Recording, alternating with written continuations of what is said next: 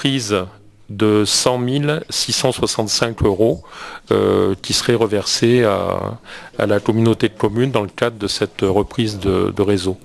Donc en gros, l'autofinancement initial de la communauté de communes était proche de 200 000 euros.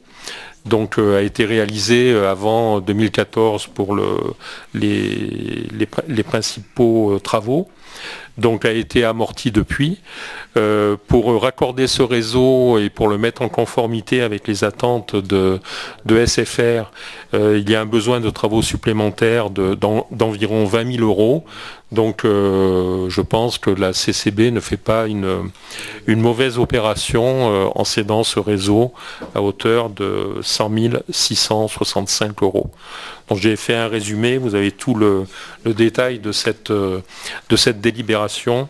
Mais je pense que le point important, c'est de savoir que le réseau deviendra un réseau public, donc qui sera entretenu par SFR et que les différents opérateurs pourront par la suite l'utiliser.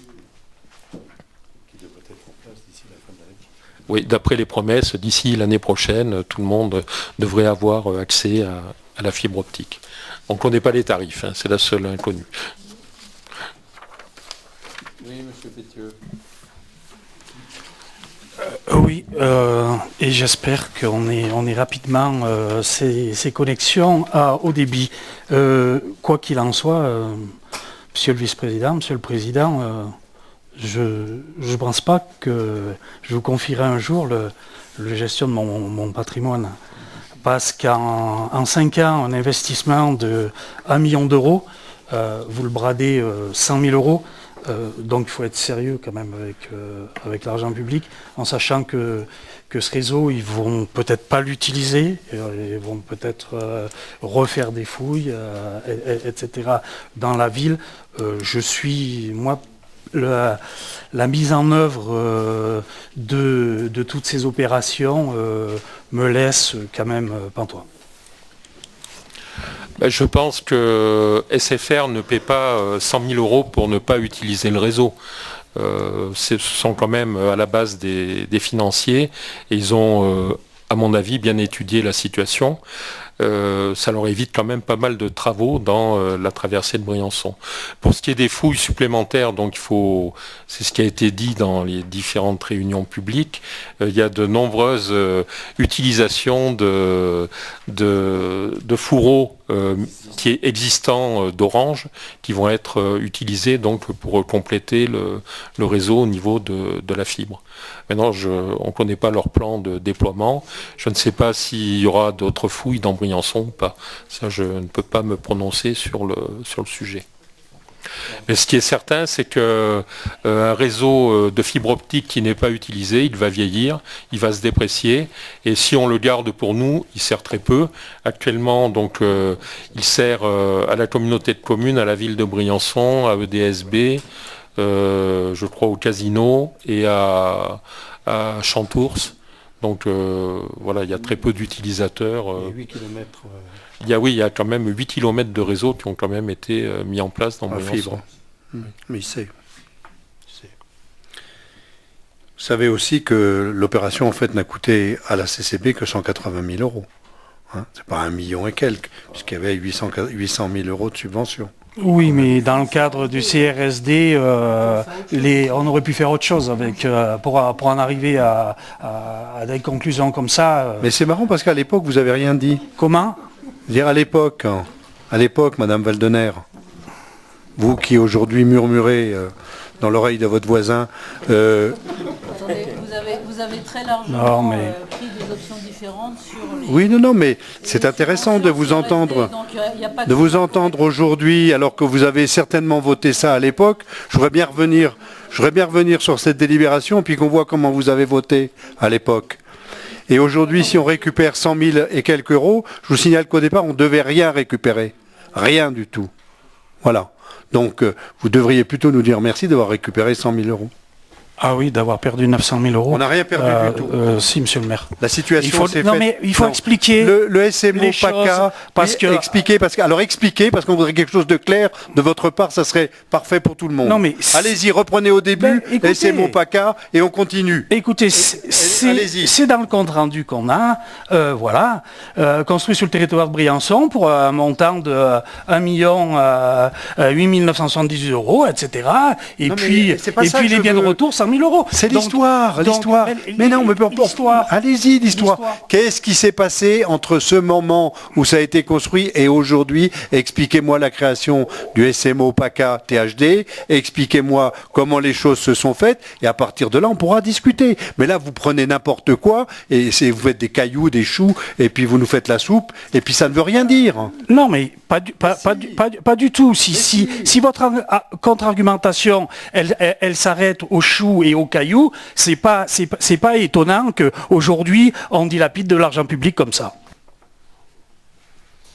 Je rappelle quand même, il y a eu une réunion publique organisée à la salle du Pourel il n'y a pas si longtemps, donc où j'ai personnellement posé la question concernant le réseau de la CCB. Qui c'est qui représentait le Conseil général de cette réunion? Monsieur A.M. Voilà. Et il a quand même été dit dans cette réunion que les 2-3 clients de la fibre optique de Briançon, ils avaient qu'à se débrouiller. Donc en gros, ça voulait dire qu'on attendait 0. Donc on est passé de 0 à 100 000 euros. Il me semble que c'est quand même pas mal. Et c'était quand même vos amis qui présentaient ça, hein, sur le territoire, et puis qui s'en glorifiaient. Mais là, d'un seul coup, on est catastrophique. Ah, ben oui.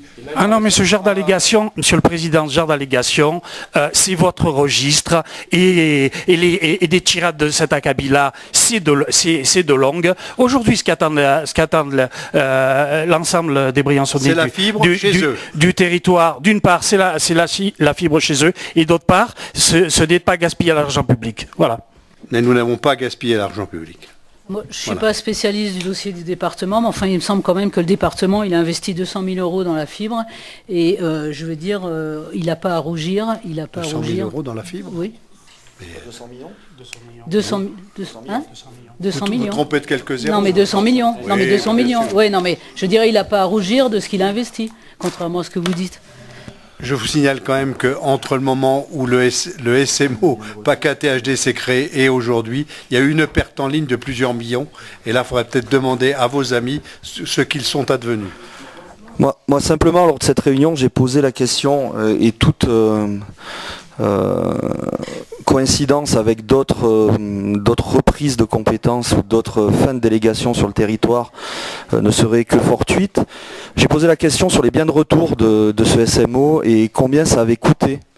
On m'a clairement dit que c'était 83 millions d'euros de biens de retour qui avaient été financés également pour récupérer tout cela. C'est également de l'argent public, hein, on est bien d'accord, qui a été réinjecté pour reprendre les biens du SMO PACA qui arrêtait cette chose-là. 80 millions d'euros.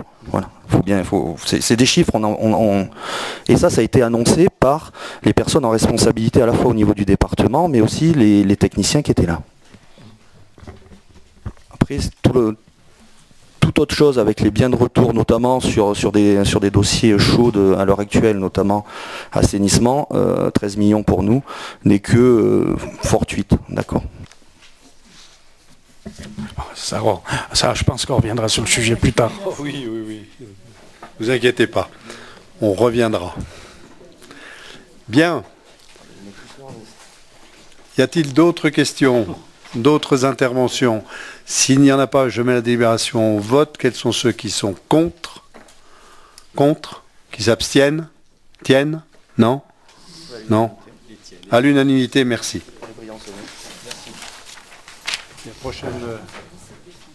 Prochain conseil, 17 décembre. Merci et bonne soirée.